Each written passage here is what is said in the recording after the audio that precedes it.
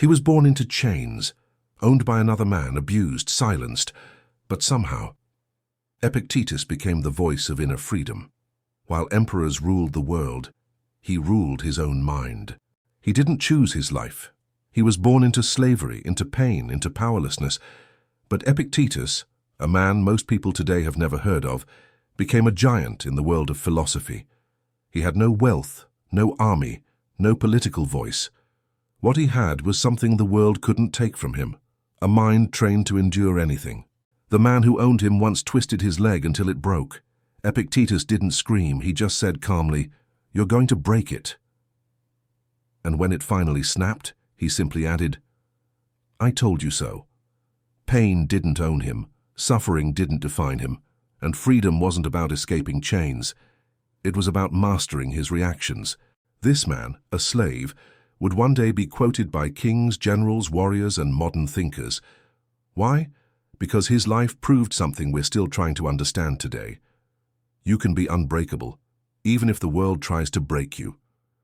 We live in an age of noise, fear, distraction. Epictetus faced worse and stayed focused. We chase comfort and control.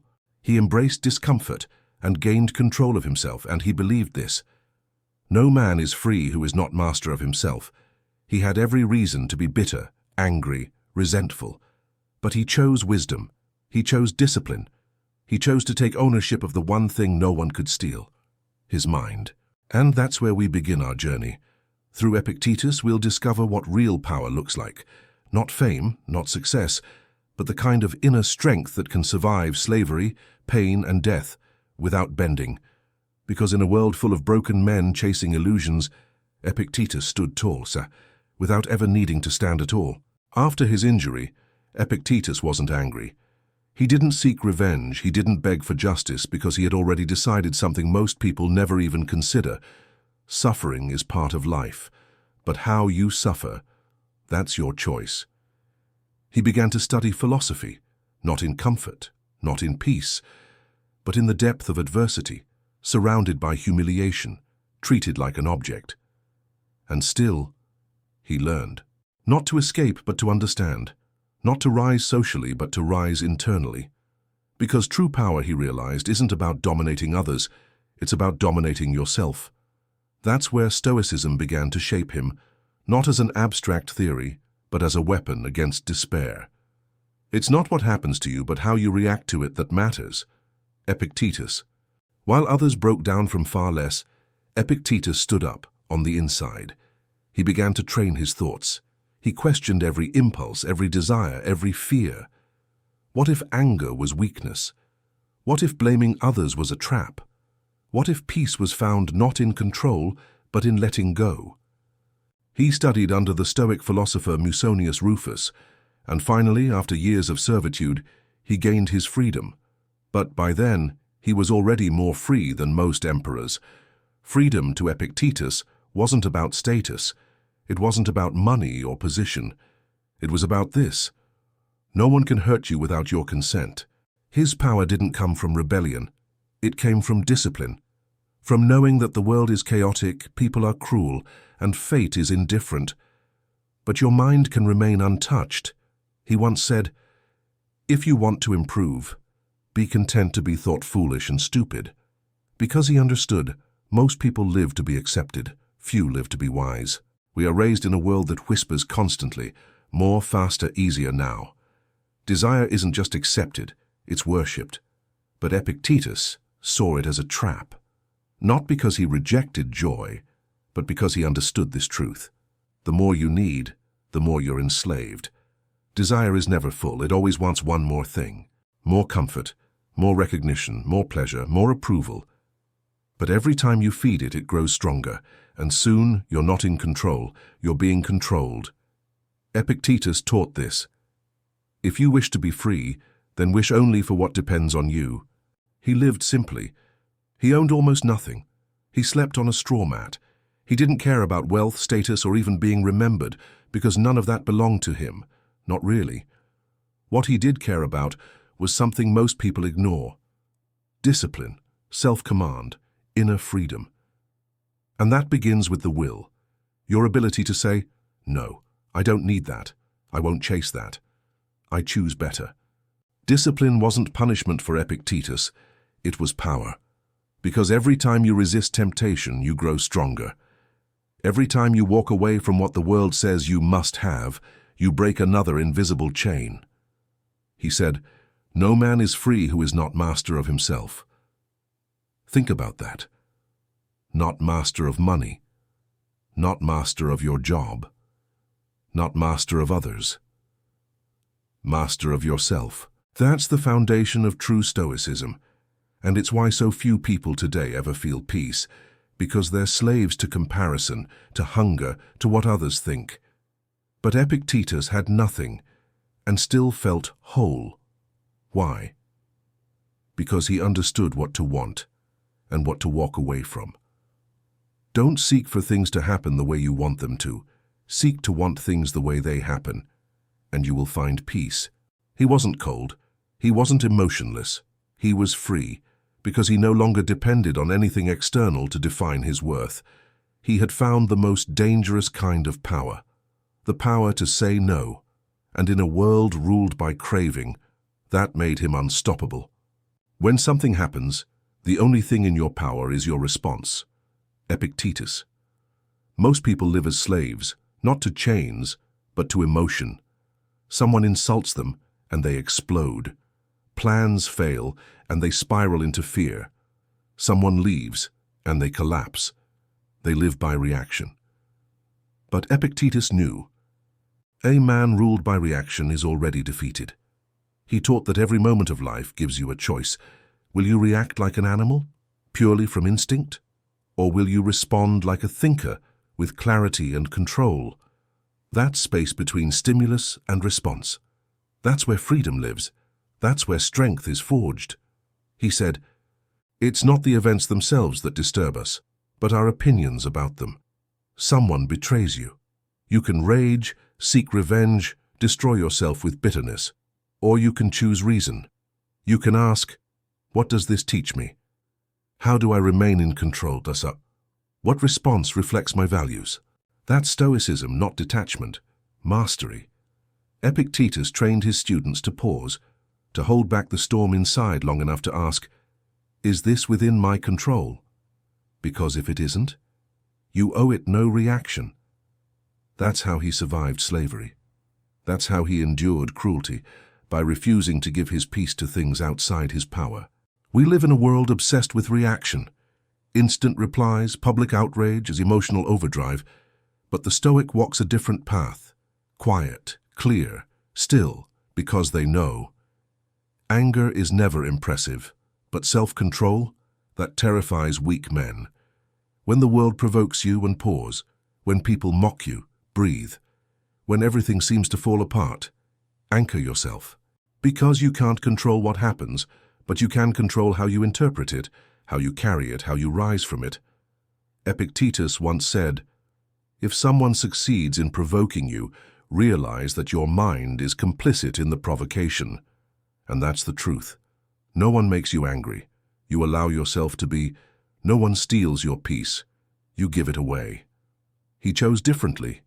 He chose reason. And through that choice, he became untouchable. Don't hope that events will turn out the way you want. Welcome events as they happen, and you will find peace.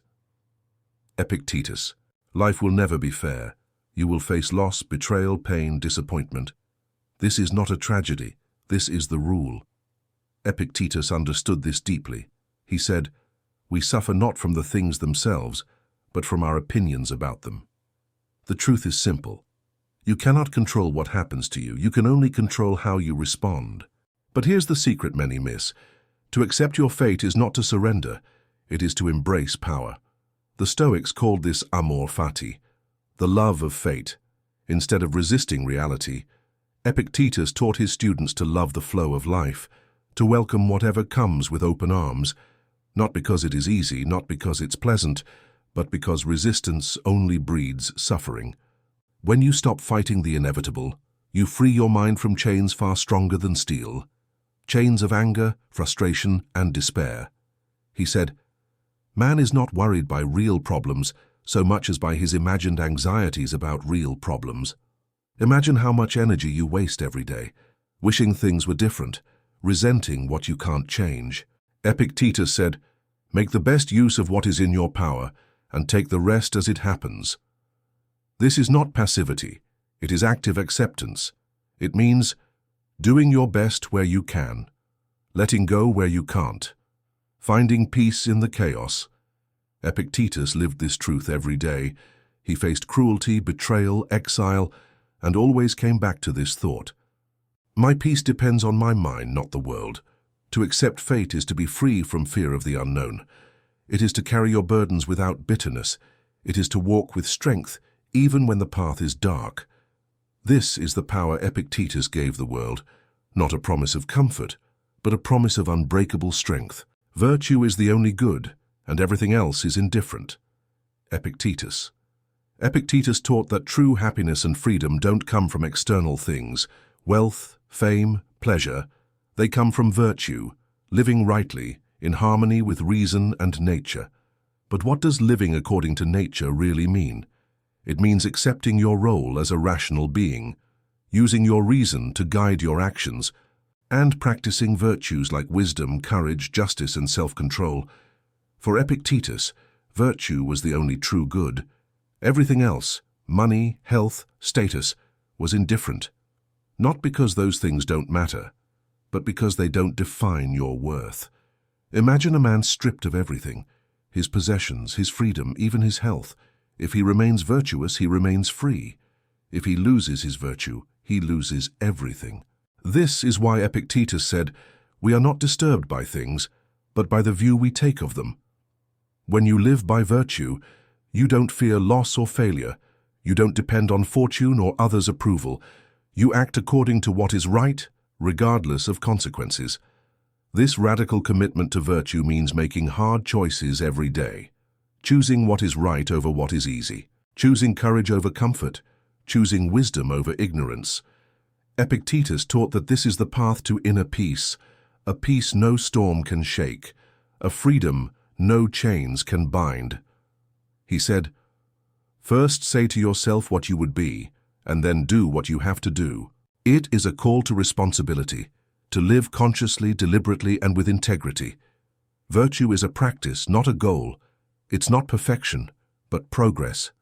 It's waking up every day and deciding, "Today, I will live as a good human being." And even when the world pushes back, when life hurts and challenges your resolve, virtue holds you steady. Because in the end, it's not what happens to you that matters. It's who you choose to be in response. We were born for cooperation, like feet, like hands, like eyelids, like the rows of the upper and lower teeth. Epictetus. Stoicism is often misunderstood as cold or isolated, a philosophy of lonely endurance. But Epictetus knew that humans are naturally social beings, made to live in community. You are not an island. Your strength isn't just internal. It's also found in how you relate to others. He taught that living virtuously includes fulfilling your role in society, being a good friend, being a fair leader, being a supportive family member, being a responsible citizen. Stoics believe that we have duties toward one another, that our actions affect the whole. Ignoring this, Epictetus warned, leads to selfishness and despair. True freedom isn't selfish freedom, it's freedom lived in harmony with others. He said, "Help others, be kind, be just. It is your nature to do so." Stoic community isn't about agreeing on everything or avoiding conflict. It's about mutual respect, support, and growth. Sometimes, relationships will test your discipline and patience. You will face betrayal, misunderstanding, and hurt, but these moments are opportunities to practice virtue. Forgiveness, compassion, and justice and courage. Epictetus reminded his students, if you want to improve, be content to be thought foolish and stupid. This includes humility in relationships, accepting others as they are without unrealistic expectations, understanding that you cannot control others, only your own actions. Your community is your training ground. It's where your Stoic principles are tested and refined. No man is truly free who isolates himself. True freedom grows in connection and shared purpose. Epictetus lived this truth, teaching that strength comes from standing together with others, while keeping your mind free from the chains of anger, envy, and pride. He is a wise man who does not grieve for the things which he has not, but rejoices for those which he has. Epictetus. Fear is one of the most powerful forces holding people back. Fear of loss, fear of failure, fear of the unknown.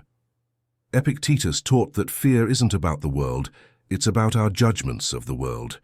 We fear not the events themselves, but how we interpret them. He said, "Don't demand that things happen as you wish, but wish that they happen as they do, and you will go on well." This means embracing uncertainty as part of life's fabric. Trying to control what is uncontrollable only breeds anxiety. Instead, the Stoic learns to face fear directly, to look it in the eye and say, "I cannot control this, but I can control how I respond." This mindset shifts power back into your hands. Epictetus also taught the value of preparation through imagination, mentally rehearsing worst-case scenarios so they lose their sting. This practice, called premeditatio malorum, reduces the shock of hardship. When you anticipate challenges, you're not surprised or overwhelmed, and he said, "Difficulties show men what they are." Fear then becomes a tool, a teacher. When fear arises, it signals an opportunity for courage and growth. This courage is not absence of fear, but action despite fear. The Stoic does not wait for the storm to pass. He learns to sail through it. So when uncertainty strikes, remember, your mind is your fortress, your judgments your weapons. Master them, and no fear can truly harm you. It is not death that a man should fear, but he should fear never beginning to live. Marcus Aurelius, reflecting Stoic thought, "Death is the great equalizer. It comes for kings and slaves alike. Yet most people live in terror of it, running, denying, pretending it won't come for them." Epictetus, once a slave who endured untold suffering, had a radically different view. He taught that death is natural, a part of life's cycle, and fearing it is a waste of precious time and energy. He said, "Don't waste time arguing about what a good man should be. Be one." The urgency of living well comes from knowing death is always near. For Epictetus, embracing death meant embracing life fully. He reminded his students, "Remember, you are an actor in a play. The playwright chooses the role and length of your performance. You can't control when or how life ends, but you can control how you live until it does." The fear of death often leads to destructive behaviors, clinging to possessions, chasing false pleasures, avoiding challenges. But the Stoic rejects this. He says, "It is not death or pain that is to be feared, but the fear of death and pain." When you accept death as a certainty, you free yourself from the chains of fear.